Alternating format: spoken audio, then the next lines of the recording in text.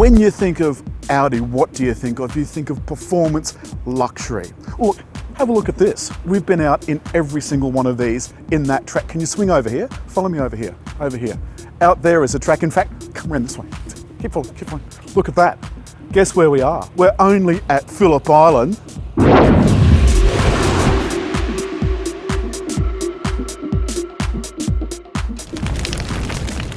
Like all days at Phillip Island, the weather can be changeable, but it doesn't matter. You arrive at the track full of anticipation. The track days are divided into different experiences, both there and on the skid pan. You take the RS models, the RS5, the RS6, the TTRS, and the magnificent RS Q8 out onto the track, but the range-topping R8 is where everybody wants to be. This is the car everybody would have in their garage if they could. Throughout the day there's catering, there's full-on catering with delicious food, and of course it's all served in a COVID-safe way. Trouble hearing him in front. The car won't misbehave, so do their braking in a straight line. Okay. Use it up, I think I've got that. Do my braking in a straight line. Okie dokie.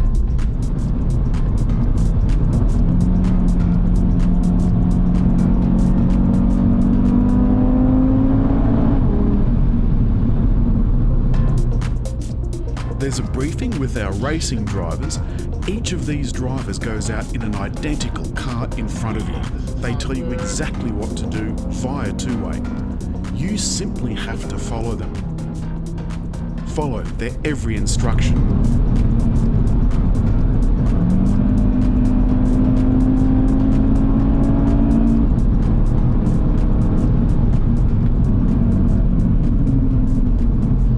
Wash off some speed, around. Oh, that was a disaster.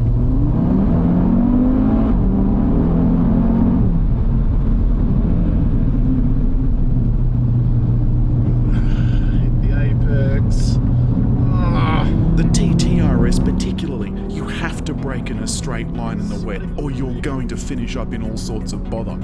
We left the traction control on the whole day. If we hadn't, there would have been people off in the kiddie litter for sure.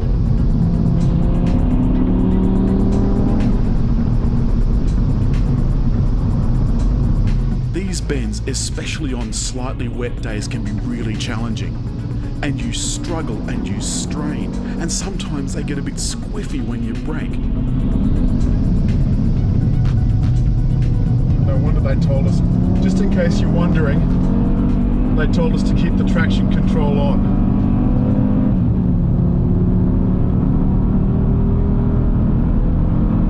The track's now fully dry in 95% of spots, which is fantastic. And we'll see how we all end up. So that's Josh, and he is my co-pilot for the day. He's in the car's in sport on the gear selector, so not driving sport.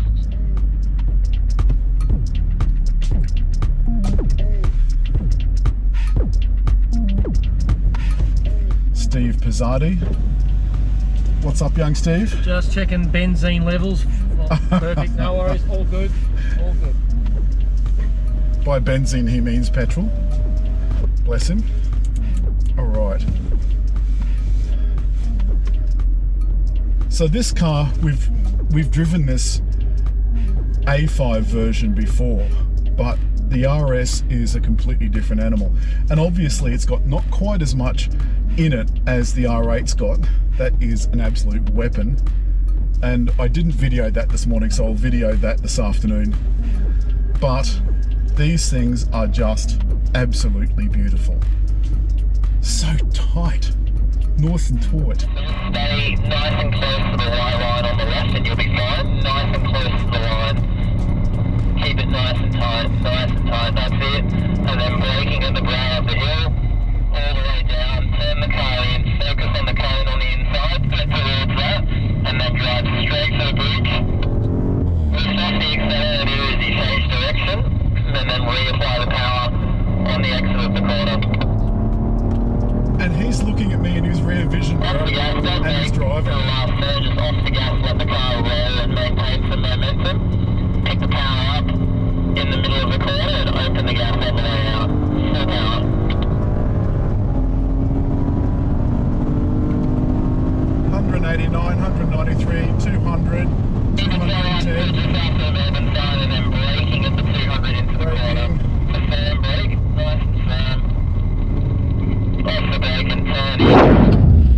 the RS8. I drove this down from Melbourne last night. Comfortable, and you give me the thumb. You ready to go?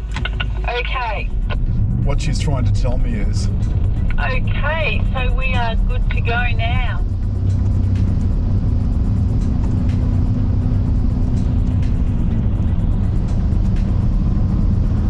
So I'm down to about 100 kilometres an hour, and the RS5s have overtaken us. Alrighty, see there's some geese off to the right there.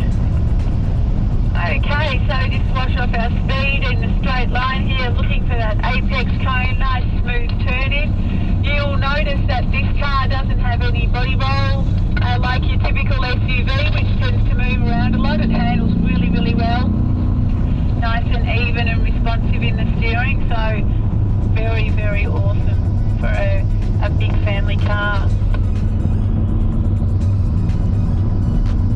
And just let the momentum carry the car out to the outside of the track.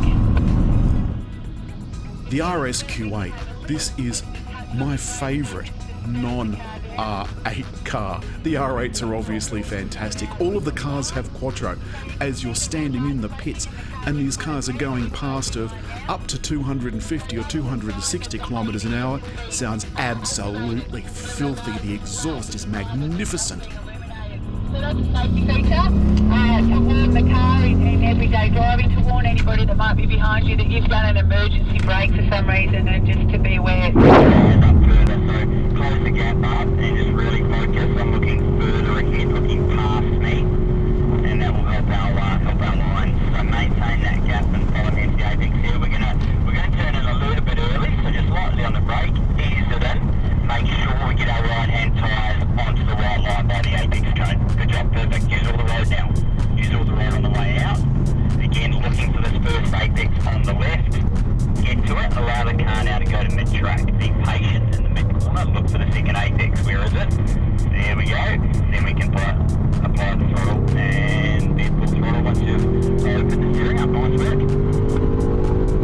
It looks much easier than it is.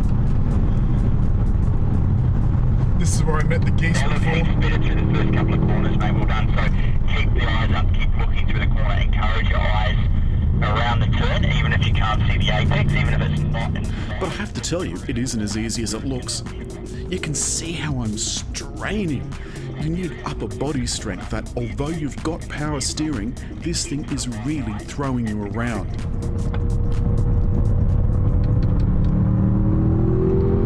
Nice work, well done.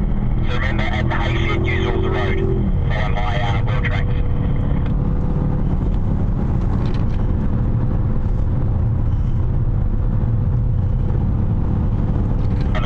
Nice work. Take the inside. Left-hand tyres basically on the right line, all the way up the hill. All the way up the hill, on the crest, allow the car out about a car width, and that sets you up nice and straight for the braking zone. It feels much squiffier.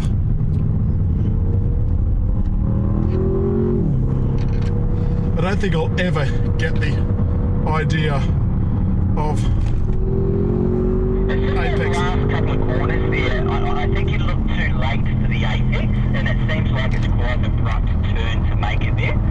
So the last couple of turns, like MG and the second to last corner, just remember, keep your eyes up and look through the corner a little bit more. That is a much better lap though.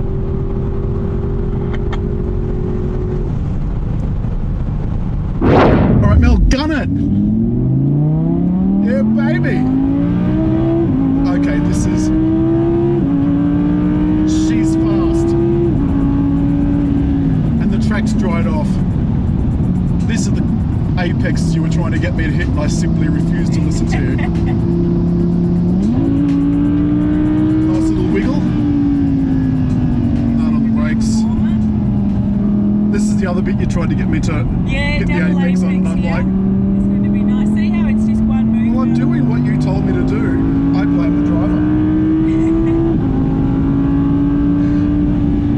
Nice. This is, you've got no idea how fast this feels, and it feels much faster from this seat, and the braking feels much more, like I was doing that, but it didn't feel anywhere near as... Have you got all the traction stuff on or off? No, I've got it on just because So Mel's got got it on the same as what I have. My bits are jiggling. 224, 230, 240, 246. And I'm going to say Hail Mary, and I'm not even religious. I feel really sorry for those professional drivers having to put up with thick thumbs like us. But look, the weather's starting to close in. So that means it's time for us to go. So, as always, hit like, leave a comment, and just there to subscribe.